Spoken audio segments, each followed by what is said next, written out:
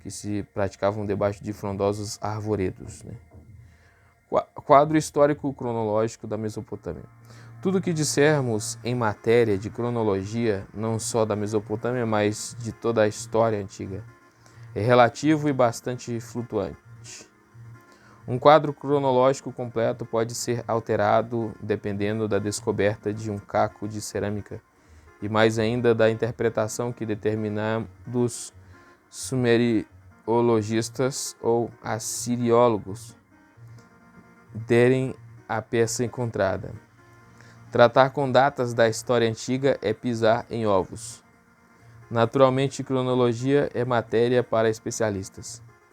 Não nos envolveremos neste assunto. Tocaremos essas balizas num ponto ou outro quando a discussão nos obrigar. Especificamente, em se tratando do quadro histórico cronológico da Mesopotâmia, apontaremos os pontos principais e o faremos com as respectivas sincronias com o da Palestina. Mesolítico refere-se ao período números 25 ao 18. De Karim Sahir, situada a norte de Kirkuk, onde foram encontrados registros dos primeiros ensaios de agricultura e domesticação de animais. A arquitetura é bastante rudimentar.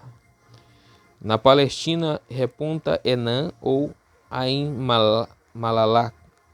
Ao norte de Canaã também surge o Wadi El Natuf e El Riam.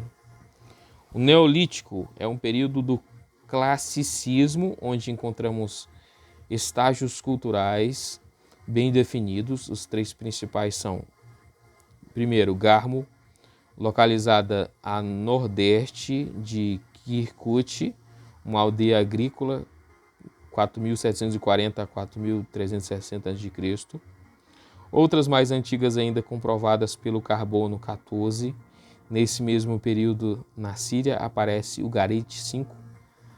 Na Palestina, Jericó, na Anatólia, Hassilar e Catal Uyuk. Número 2, Hassunaya. Nessa região aparece a primeira construção arquitetônica funcional em estágio preliminar com acentuado desenvolvimento e cerâmica pintada. Número 2, Hassunaya. Nessa região aparece a primeira construção arquitetônica funcional em estágio preliminar com acentuado desenvolvimento de cerâmica pintada. Número 3, Samaria.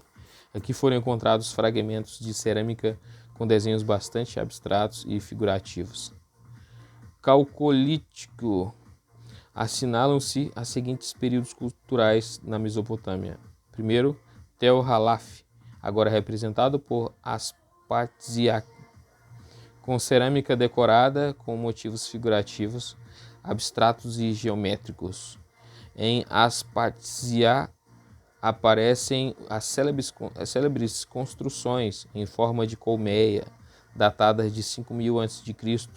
No sul e mais adiante, a mais adiantada civilização é a de Eridu, que coincide em arte e tempo com a de Halaf, Aspasia do norte. Eridu evoluiu passando pelos estágios de Ag, Muhammad, Ras El Amiyah, nas proximidades de Ur.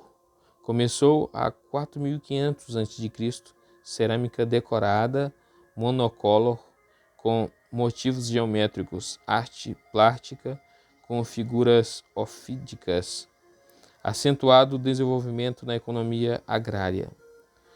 Concomitantemente, na Palestina surge a cultura Gassul. O resultado da evolução de Eridu é Uruk, ou o Arca, que floresceu na última parte do quarto milênio a.C. Aparece a escrita 2500 a.C., a civilização suméria esplende e cujos fundamentos estão em El Obeid, ou mais remoto ainda. Na Palestina, desenvolve-se a cultura de Berseba, Hazor e outros. 2. Gedet Nahs, 3000 a 2700 a.C., período cultural que os arqueólogos norte-americanos denominaram de Protoliterate, compreendendo os períodos pré-histórico e proto-histórico. Na Palestina desenvolve-se a famosa cultura de Esdraelon. Bronze Antigo, de acordo com os melhores cálculos, vai de 2800 a 1955 a.C. Bronze Médio, em 1955 a.C., Ur cai em poder de conjugadas forças do norte, e com o desmoronamento desse baluarte, começa a desaparecer o mundo sumério sob as armas de elamitas e amorreus. Olha só, quando começa a desaparecer o mundo sumério. 955 a.C., Ur cai em poder de conjugadas forças do norte, e com o desmoronamento desse baluarte começa a desaparecer o mundo sumério. Olha só como que foi que o mundo sumério começa a desaparecer. Sob as armas de elamitas e amorreus, semitas ocidentais e sucessivamente sob as armas da dinastia de Izim e Larsa, 1950 a 1700 a.C.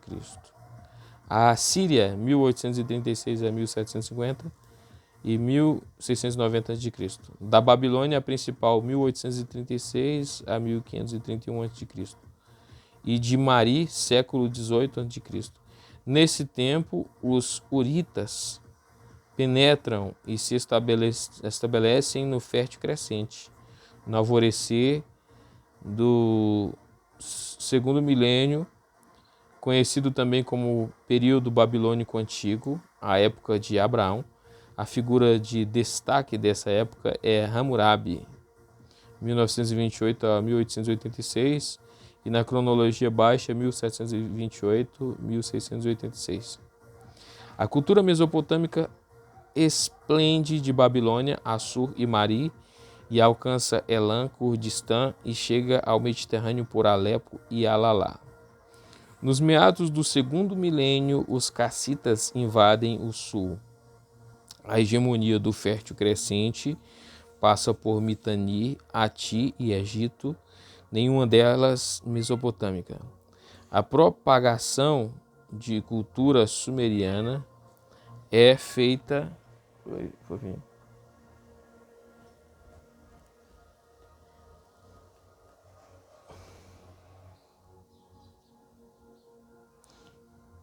A propagação da cultura sumeriana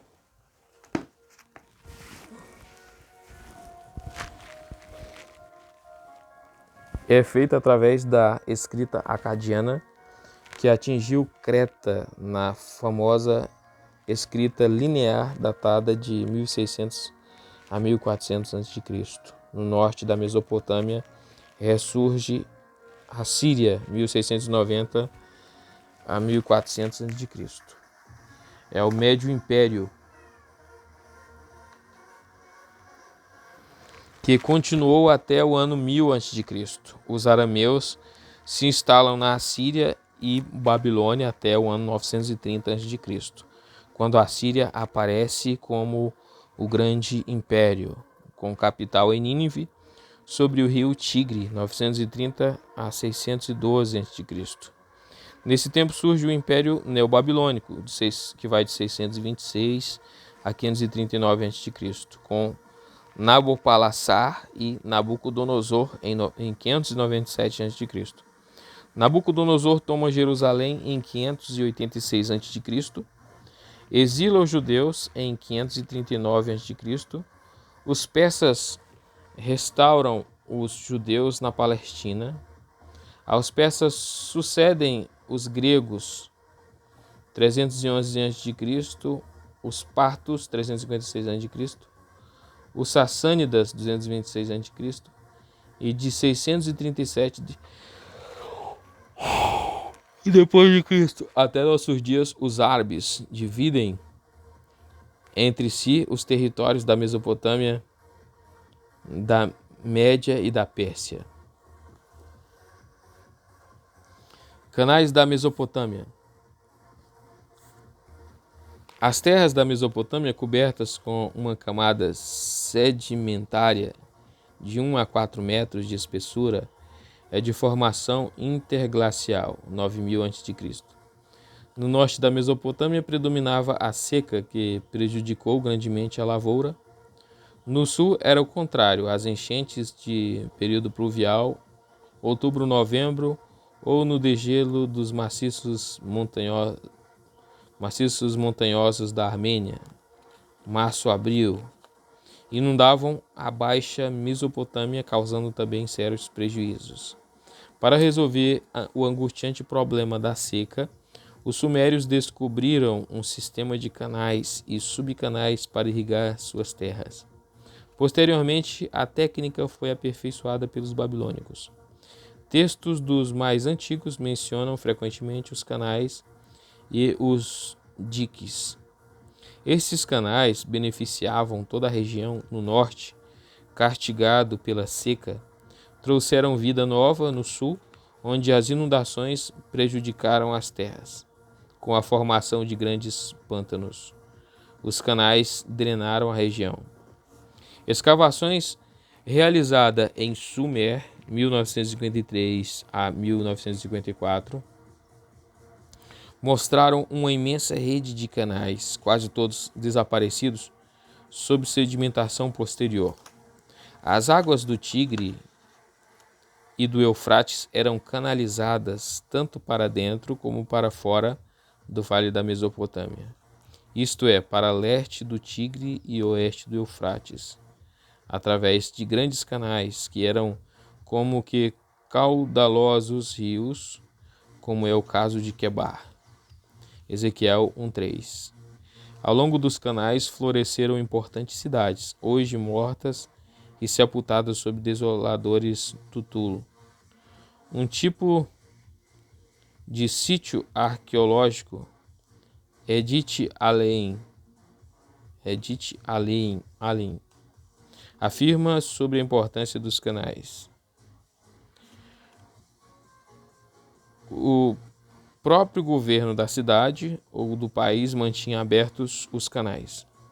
O proprietário de um terreno pelo qual passava o canal tornava-se responsável por aquela seção e dele se requeria o pagamento por todos os danos e perdas devido à sua negligência. Os rios serviam também de vias de comércio e o desvio do leito do rio, consequência das inundações, foi um fator decisivo no declínio de várias cidades importantes, como por exemplo Ur. Os canais que saíram do Tigre e do Eufrates garantiram superprodução agrícola da Mesopotâmia, riquezas incalculáveis para as nações e o florescimento de grandes cidades. Facilitaram a navegação para o intercâmbio de mercadorias e, em alguns lugares, serviram de produção ao redor dos muros da cidade, como foi o caso da Babilônia de Nabucodonosor. Edith Allein aponta 3 fatores principais como responsáveis pelo declínio da Mesopotâmia meridional. Número 1. As mudanças do leito dos rios deixaram cidades afastadas do seu principal meio de comunicação e da água indispensável às plantações. Número 2. A falta de fiscalização da rede de canais de irrigação, devida ou ao enfraquecimento do próprio governo ou à conquista por um povo que não compreendia a necessidade de manter os canais desobstruídos, resultava na sua destruição, tornando em deserto a região anteriormente tão fértil. Número 3. Com a conquista mongólica em 1258 d.C., finda a história da Mesopotâmia. Até os tempos modernos, os mongóis destruíram de forma sistemática e completa o grande sistema de irrigação que, desde os dias sumerianos, era o baluarte das civilizações mesopotâmicas. Nos tempos modernos, o governo do Iraque empreendeu o penoso trabalho de irrigar a região devastada pelos mongóis, despendendo milhões e milhões de dólares na grande tarefa. Origem do povo da Baixa Mesopotâmia. Os primitivos habitantes da Baixa Mesopotâmia eram aparentemente semitas. Seu lugar de origem, muitos creem ter sido na região oriental ou no sudoeste da Arábia. Os povos semitas habitaram primitivamente a Baixa Mesopotâmia, mantinham relações próximas com outros povos existentes. Até pouco acreditava-se que a egípcia era a civilização mais antiga do mundo e que constituía a fonte principal, a mais antiga do mundo e constituía a fonte principal em que se inspiraram as civilizações posteriores de outros países ocidentais. Entretanto, no ano 3500 a.C., o Egito não passava de uma nação bárbara dividida em pequeninos reinos que só vieram a se unir, formando o grande estado sob Nilnes, o fundador da primeira dinastia. Quando o Egito começava a tomar impulso, desenvolveu-se baseado em princípios e modelos de uma civilização já milenar quase duas vezes, que floresceu no Vale do Eufrates. Os sumérios influenciaram as artes e o pensamento não somente do Egito, bem como dos gregos. Estes povos são devedores aos sumérios, um povo esquecido por milênios e que, na realidade, plasmou o pensamento dos povos ocidentais. Foi isto, sem dúvida, que despertou nosso interesse pelas escavações das camadas mais antigas de ouro. Cada objeto que se encontrou não foi simplesmente um exemplo da obra de uma raça determinada em uma época determinada, mas nos deu a convicção de um novo documento que contribuirá para completar o quadro dos começos da gênese do nosso mundo moderno. James Adams arremata, é agora geralmente aceito pelos pesquisadores, que a civilização começou na região da Baixa Mesopotâmia cerca de 5.000 a 6.000 a.C. Segundo James Adams, né? É agora geralmente aceito pelos pesquisadores que a civilização começou na região da Baixa Mesopotâmia cerca de 5.000 a 6.000 a.C. Alguns séculos mais tarde chegaram os sumérios, destinados a desempenhar papel importante não só na Baixa Mesopotâmia, mas em toda a região, influenciando o mundo de então. Acredita-se que os turanianos, povo semi-bárbaro, foram precursores de grupos arianos e semitas na área ocidental e da Europa. As características físicas dos sumerianos lembram os mongóis e os indo-europeus. C.W. Ceram, 1915 e 1972. Baseado nas descobertas de Arthur Kate, viu nos sumerianos traços dos atuais habitantes do Afeganistão e do Beluquistão. A língua falada pelos sumérios assemelhava-se à caucásica e a escrita era a cuneiforme. Mas de onde vieram os sumérios? Uns dizem que são de Elam, outros que vieram dos montes Urais. Sumérios e acádios são nomes de um mesmo povo. Rawlinson empregou acádio, ramo ocidental, enquanto Opert empregou sumério, ramo setentrional. Isto, entretanto, não resiste à prova dos fatos. C.W. Ceram afirma: de uma coisa não há dúvida, os sumerianos, povo não semita, de cabelo preto, nas inscrições eles são chamados cabeças negras.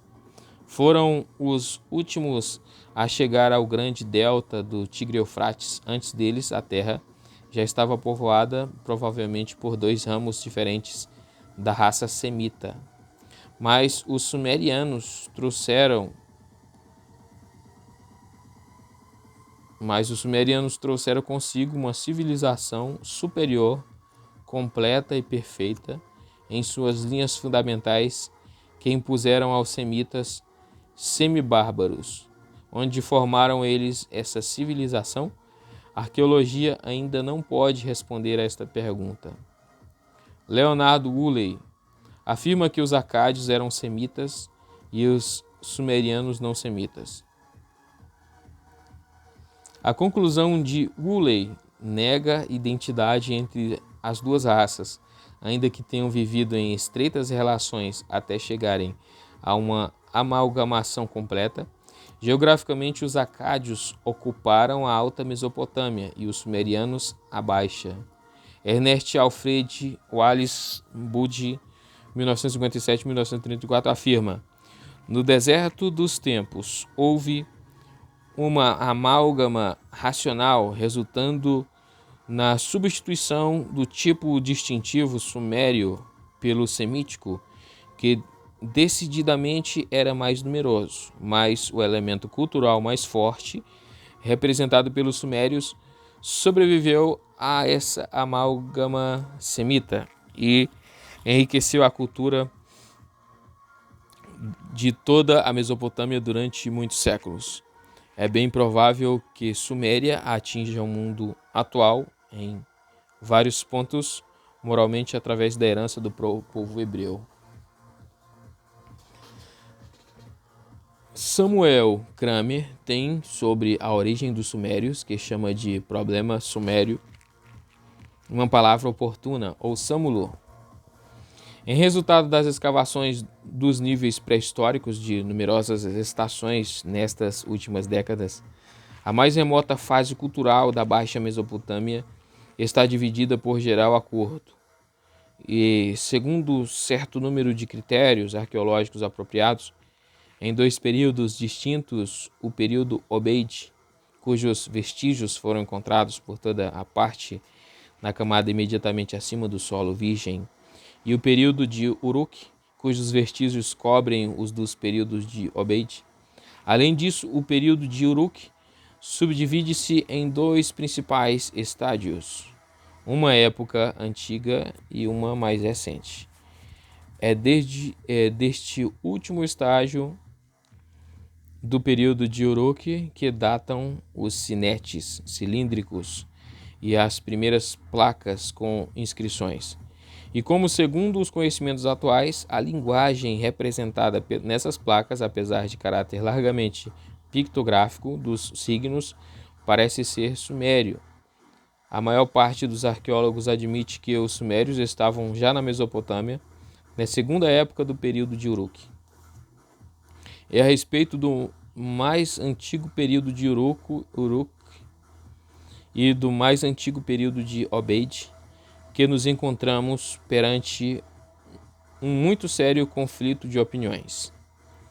Da análise dos espólios destes períodos mais antigos, um grupo de arqueólogos conclui que, apesar dos espólios do estádio mais recente do período de Uruk e dos períodos seguintes, os espólios mais antigos podem ser reconhecidos como protótipos dos espólios mais recentes, visto que os espólios mais recentes, como geralmente se admite, são sumérios.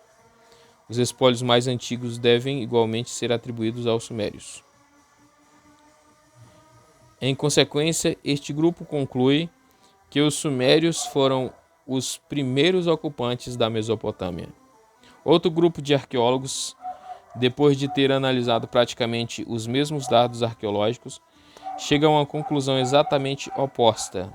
Este grupo opina que, embora os espólios dos períodos mais antigos mostrem certas semelhanças com os dois mais recentes que são considerados períodos sumérios, as diferenças entre eles são bastante significativas para indicar uma maior quebra de continuidade étnica entre o estádio mais recente do período de Uruk e os estádios precedentes, e dado que o estádio mais recente é sumério, os estádios mais antigos devem ser atribuídos a uma cultura pré-sumérica da Baixa Mesopotâmia.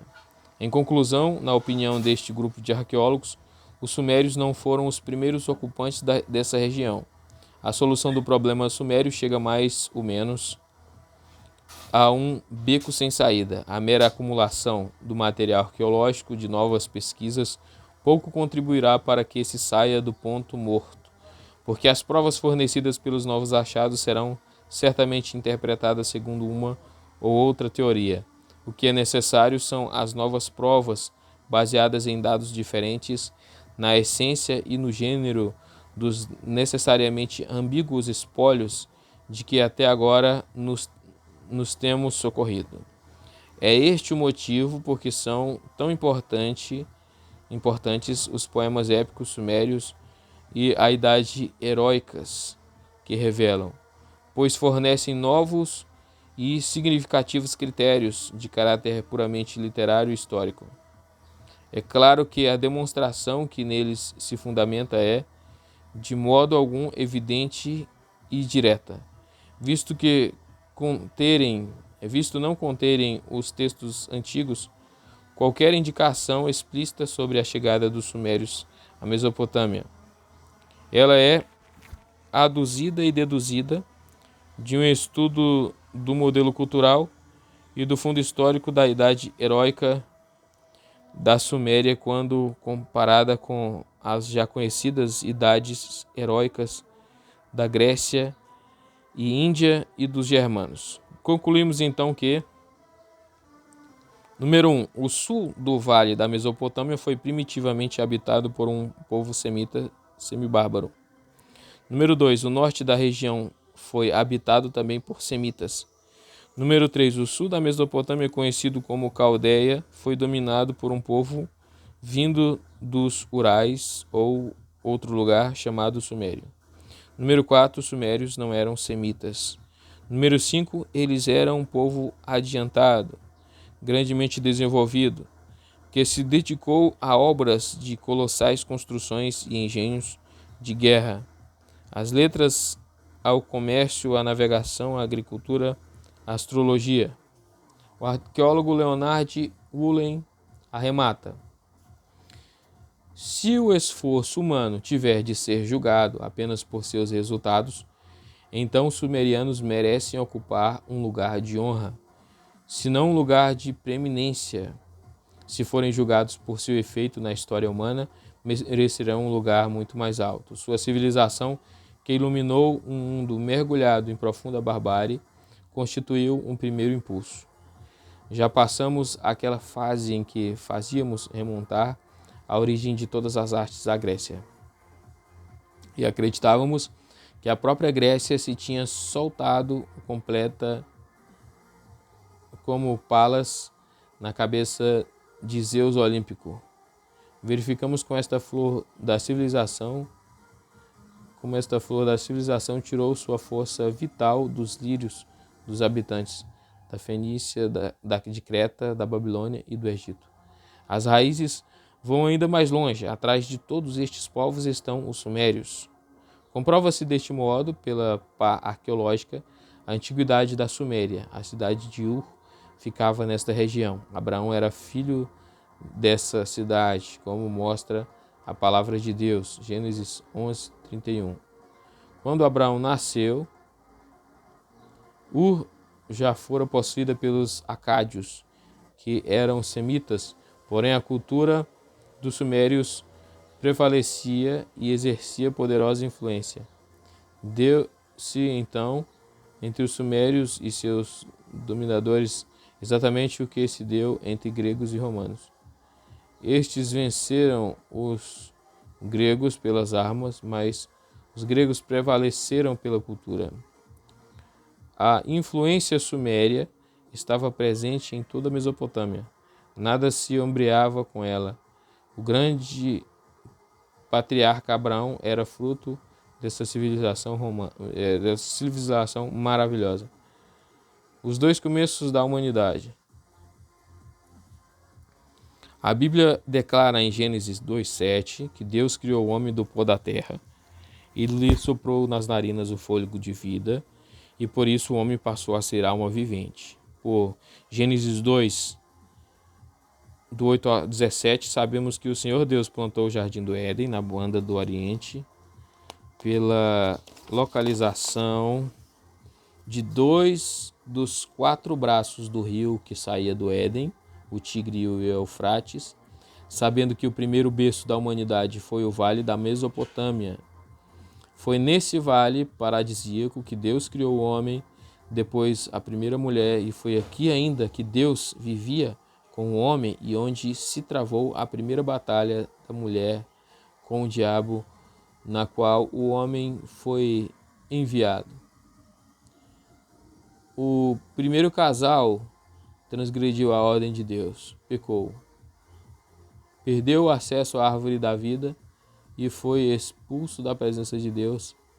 O maravilhoso lar de Adão e Eva, instituído por Deus no Éden, continuou na terra amaldiçoada por Deus por causa do pecado do homem como instituição divina. O primeiro lar, portanto, antes e depois do pecado, foi na Mesopotâmia. A primeira terra cultivada pelo homem foi também num dos pontos do mesmo vale. O primeiro nascimento, o de Caim, foi aí também, igualmente, o primeiro homicídio. Gênesis 4, foi ali onde as almas, foi ali que as duas linhagens, a de Sete e a de Caim, se multiplicaram em filhos de Deus e filhas dos homens. Com o correr dos tempos, estas linhagens se uniram em casamento, transgredindo a ordem expressa de Deus, e por cujo motivo veio o dilúvio. Sete habitou nesse vale, assim como Enos e Cainã, Mael e Jered, Enoque e Matusalém, Lameque e Noé. Gênesis 5. A Bíblia declara que, pelo multiplicar do pecado do homem, Deus mandou o dilúvio que destruiu toda a humanidade, bem como os animais da terra, excetuando-se Noé e sua família, e os animais que ele transportou para a arca. Gênesis 6, 7 e 8. A Bíblia também declara que a arca de Noé repousou sobre as montanhas de Ararat. Gênesis 8.4. Ora, o plural de Gênesis 8.4, que para montes ou montanhas, indica que Ararat é uma cordilheira. Entre os muitos picos da referida cordilheira, 2 são culminantes, um com 5.230 e o outro com 5.025 metros. Ambos inacessíveis à escalada humana. Entretanto, a Bíblia não diz que a arca descansou num dos 2 picos do Ararat, mas nas montanhas de Ararat, naturalmente num lugar onde pessoas e animais pudessem facilmente descer para o vale ao sul. Trata-se do vale que fica entre o Tigre e o Eufrates, exatamente onde a primeira humanidade começou.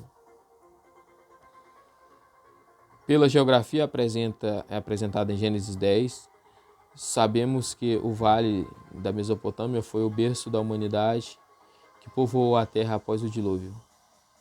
Noé e sua família se instalaram nesse vale. Pela vinha que plantou, sabemos que se decidiu a agricultura.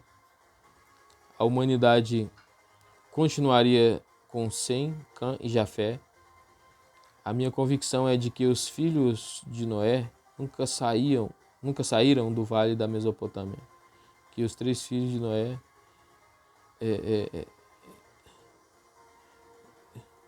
nunca saíram do vale da Mesopotâmia. Seus descendentes, sim, os de Cã para a África, os de Sem para diversos pontos da Ásia e os de Jafé para a Europa. As mais representativas nações cananeias provieram de Cã e habitaram a Ásia. Gênesis 10. Leonard Woolley, com sua esposa Catarine, incontestavelmente foi a maior autoridade em Sumeriologia. De modo magistral, escavou Ur e circunvizinhanças e reconstruiu peças e achados, principalmente das sepulturas reais de Ur. Esse arqueólogo famoso afirma, em nome da ciência, a antiguidade de Ur dos Caldeus, a terra natal de Abrão, com as seguintes palavras: a história de Ur perde-se naqueles nebulosos tempos, muito anteriores ao dilúvio, quando o vale do Eufrates, pelo menos em seu curso anterior, era ainda um enorme pântano através do qual as árvores dos rios escoavam vagarosamente até alcançarem o mar. Pouco a pouco, à medida que os rios foram depositando sedimentos arrastados do norte, os terrenos pantanosos começaram a minguar. As águas se ajuntaram a um só lugar e apareceu a terra seca. Das terras altas da Arábia e das regiões elevadas do Eufrates Médio foram descendo bandos para ocupar aquelas ilhas, que ofereciam ao homem a oportunidade de viver e cultivar as terras, as ricas terras aluviais, nas quais, uma vez livres das águas, a erva podia crescer, erva que produzia sementes e árvore frutífera que dava frutos segundo sua espécie, com as sementes encerradas nelas. O era uma dessas ilhas. Desse modo, a Bíblia, mais uma vez, garante a sua veracidade, pois o berço da humanidade foi exatamente o Vale da Mesopotâmia.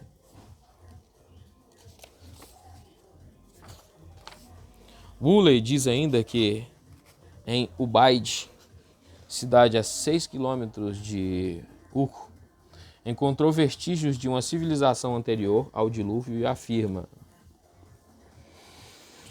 existiram duas ou três cidades sumérias, tanto antes como depois do dilúvio. Podemos aceitar que a interrupção da história não foi definitiva e que, apesar da catástrofe universal, sobreviveram pelo menos alguns dos locais centrais da civilização. A antiguidade das cidades do sul da Mesopotâmia é simplesmente impressionante. Woolley acaba de afirmar que 2 ou 3 cidades desta região são anteriores ao dilúvio. Alexandre Moretti, em Histoire de l'Orient, afirma que seus habitantes são os semitas, nômades, descendentes de Noé após o dilúvio, homens novos, saindo da arca, povoando a terra. Louis Delaporte, em Les Peuples de l'Orient Méditerranée, declara que sumérios e acadianos se estabeleceram no sul da Mesopotâmia no terceiro milênio antes de Cristo. Antes desses dois povos, porém, outros habitantes já estavam radicados na região desde o quinto milênio antes de Cristo. As cidades sumerianas chamam-se Ur, hoje Moguer, Erud, hoje Abou Sharei, Larsa, hoje Senqueré, Legash, hoje Telo, Ouma, hoje Dijorra, Uruk, hoje Nifer. Mário Graciotti prossegue: as cidades acadianas estendem-se até a latitude de Bagdá, com as seguintes cidades principais: Borzippa, hoje Bir-Nimrod, Babilônia, hoje Hilé, Nish, hoje El-Aimer, Sipor, hoje Abou-Aba, Assur, hoje Qual-at-Shergot, Calhou, hoje Nimrod, Nínive, hoje Ninova.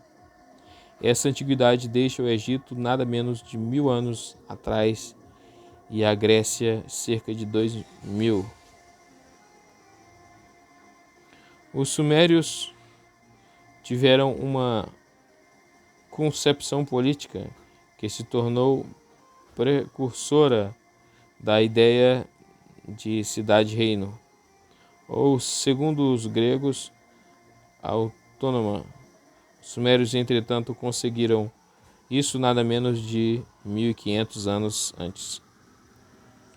Espalhados por todo o território da Mesopotâmia, as cidades autônomas surgiram, desenvolveram-se e começaram a fazer guerra umas às outras, lutando para conseguir a hegemonia da região. Entre as cidades não havia um governo central, nem mesmo alguma unidade.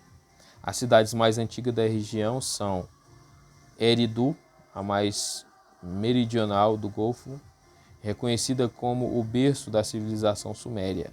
Ur dos Caldeus, cidade natal de Abraão, mencionada 4 vezes no Antigo Testamento, Gênesis 11, 28, 31. Erech, Gênesis 10, 10, localizada 64 quilômetros a noroeste de Ur. Elazar, cujo rei Arioque era aliado de Anrafel, Gênesis 14, 1. Acabe, que foi a cidade capital do grande Sargão, 1, Gênesis 10, 10. E Babel, que talvez venha a ser a própria Babilônia, Gênesis 10, 10. Todas estas cidades autônomas estavam localizadas na terra de Sinear, o bíblico equivalente de Dumer, ao norte do território da Suméria. Ficava Acade Semita, que guerreou aos sumérios e conseguiu vencê-los. Referindo-se a Ur, Uley retrata: a 5 metros abaixo de um pavimento de tijolos, o que podemos notar com bastante clareza, uma data correspondente a uma época posterior. As tumbas reais, encontramos as ruínas de Ur, que existiu antes do dilúvio. O desenvolvimento de Ur é anterior a 3.500 a.C. Não se precisa, entretanto, quando foi fundada, nem por quem. Uley calcula 3.100 a.C., o tempo da primeira dinastia de Ur, cuja duração foi de 177 anos. Mas as sepulturas reais de Ur, descobertas em 1928, antedatam nada menos de 400 anos, o tempo da primeira dinastia suméria. 3 dinastias reinaram em Ur, todas de grande magnificência, destacando-se, entretanto, a terceira. Na segunda dinastia reinaram 4 reis, num total de 108 anos.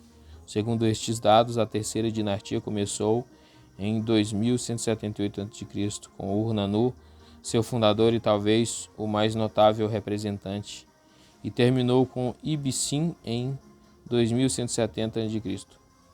Nesse interregno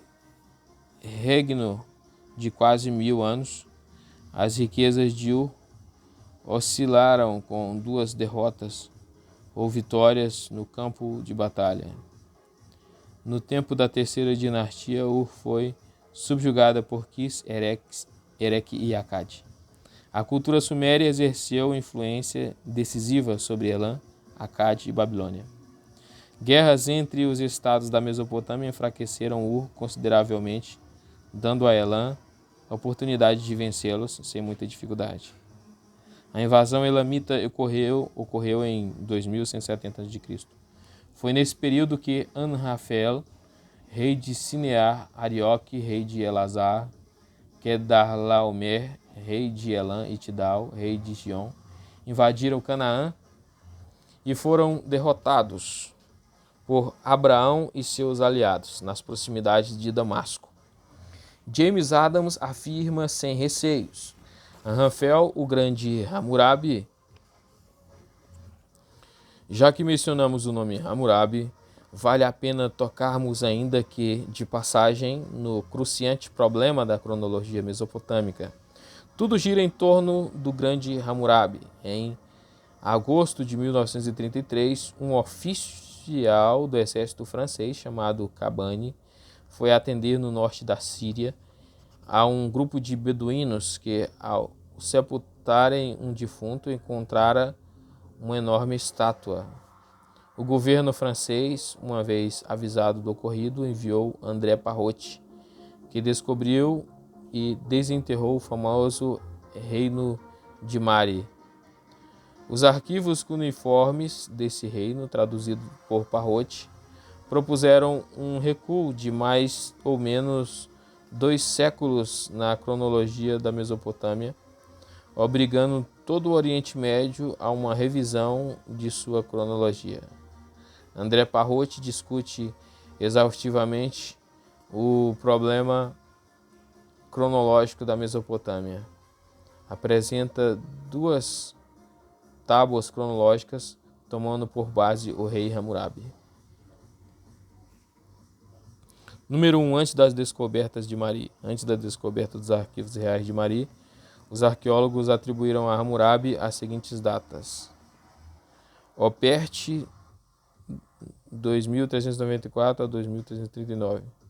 Rommel, 1772 a 1717. Maspero, 2287 a 2232. Niebuhr, 2081 a 2036. Winkler, 2264 a 2210. Delitzsch, 2287 a 2232. Sayce, 2376 a 2333. Lehmann-Haidt, 2296 a 2209. King, 2123 a 2081.